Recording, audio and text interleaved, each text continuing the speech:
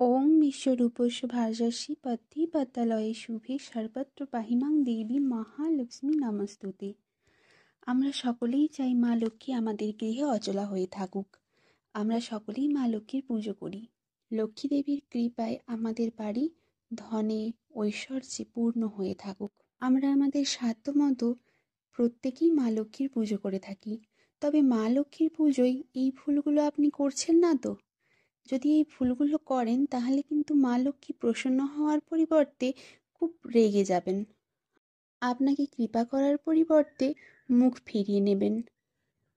তাহলে জেনে নিন কি কি জিনিসগুলি করলে মা লক্ষ্মী রেগে যেতে পারেন। এই জিনিসগুলি কখনোই মা লক্ষ্মীর পুজোয় আপনি করবেন না। প্রথম, মা লক্ষ্মীর পুজোয় ভুল করেও লোহা জিনিস ব্যবহার করবেন না। লোহা অলক্ষ্মীর প্রতীক। অলক্ষ্মী দেবীর পুজোয় লোহা ব্যবহার করা হয়, তাই মা লক্ষ্মীর পুজোতে কখনোই ভুল করে লোহা ব্যবহার করবেন না। মা লক্ষ্মীর পুজোর সময় কাঁসার, ঝাঁঝ, ঘণ্টা এগুলি বাজাবেন না।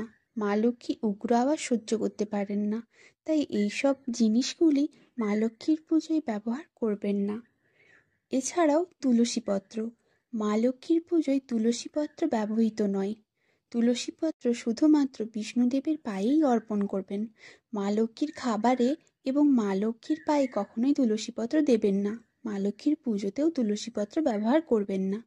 যদি সঙ্গে বিষ্ণুদেবের পুজো করা হয় তখনই একমাত্র বিষ্ণুদেবের খাবারে বা বিষ্ণুদেবের পায়ে তুলসীপত্র ব্যবহার করবেন। মা লক্ষ্মী কালো বস্ত্র পছন্দ করেন না।